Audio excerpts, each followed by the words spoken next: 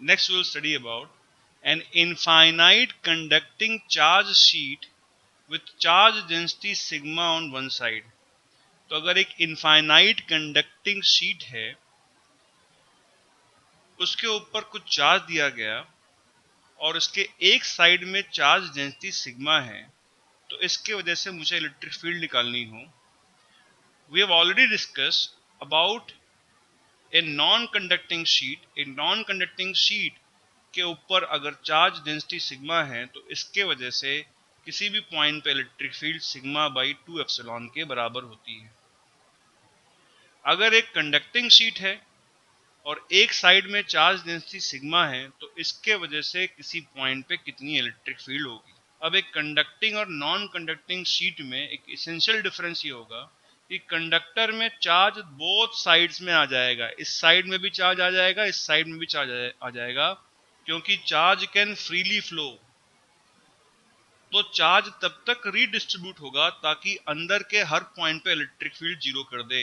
दस charge will distribute on both the sides, और अंदर के किसी पॉइंट पे इस चार्ज डिस्ट्रीब्यूशन की वजह से अगर इधर इलेक्ट्रिक फील्ड होगी, तो इस चार्ज डिस्ट्रीब्यूशन की वजह से इधर इलेक्ट्रिक फील्ड होगी, and therefore both will get cancelled. So charge will reside on both the sides and distribute equally so as to make resultant electric field zero inside. Conductor के अंदर both the side charge अपने आप ही आ जाएगा. अब अगर हमें electric field निकालनी है बाहर, तो we know that electric field होगी तो सरफेस के परपेंडिकुलरली आउटवर्ड होगी.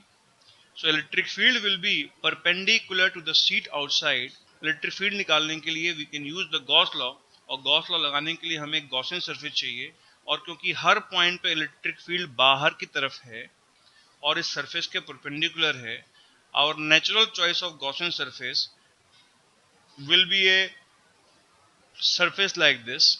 इस सरफेस में यहाँ पे इलेक्ट्रिक फील्ड जीरो है, यहाँ पे इलेक्ट्रिक फील्ड और एरिया आपस में परपेंडिकुलर होंगे, देयरफॉर इससे कोई फ्लक्स पास नहीं करेगा, इससे भी कोई फ्लक्स पास नहीं करेगा, और इससे भी कोई फ्लक्स पास नहीं करेगा, क्योंकि यहाँ पे इलेक्ट्रिक फील्ड जीरो होगी. जो भी फ्लक्स पास कर रहा होगा वो सिर्फ इस सरफेस से पास कर रहा होगा, and that flux will be given by E dot A. और क्योंकि E और A आपस में पैरेलल हैं, this will become equal to EA, and this will be equal to जो नेट चार्ज अंदर है. नेट चार्ज कितना अंदर है? अगर इसका एरिया A है, तो इसके अंदर नेट चार्ज जो इस गॉसियन सरफेस के अंदर है वो सिग्मा A के बराबर होगा, एंड देयरफॉर सॉल्व करने पे electric field will become equal to sigma by epsilon.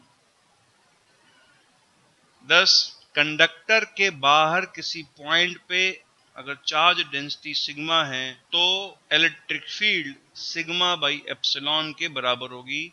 एक नॉन कंडक्टिंग शीट की वजह से on the other hand electric field sigma by 2 epsilon के बराबर आई थी. It is very important for us to understand that electric field is not due to conductor or insulator. Conductor और insulator electric field नहीं create करते, it is the charge which creates electric field. तो जब हम non conducting sheet की बात कर रहे थे, उसमें एक सिंगल शीट ऑफ चार्ज थी. इस सिंगल शीट ऑफ चार्ज की वजह से इस पॉइंट पे electric field sigma by 2 epsilon के बराबर आई थी इधर. वेरएस कंडक्टर में एक शीट ऑफ चार्ज यहाँ पे भी है और एक शीट ऑफ चार्ज यहाँ पे भी है, तो there are two sheets of charge. इसके वजह से भी क्या होगा? इसके वजह से भी इस पॉइंट पे एक इलेक्ट्रिक फील्ड इधर की तरफ होगी, कितनी? Sigma by 2 epsilon. एंड दस द नेट इलेक्ट्रिक फील्ड, जो कि हमें गॉस लॉ से भी मिल रही थी, वो इन दोनों का सम हो जाएगा सिग्मा बाई एप्सिलॉन. उसी टाइप से अंदर के किसी पॉइंट पे इसके वजह से इलेक्ट्रिक फील्ड, एक सिंगल शीट की वजह से electric field sigma by 2 epsilon ही होगी, और इस शीट की वजह से electric field sigma by 2 epsilon होगी, क्योंकि दोनों अपोजिट हैं अंदर, तो नेट इलेक्ट्रिक फील्ड जीरो हो जा रही है. Thus there are two sheets of charge in conductor.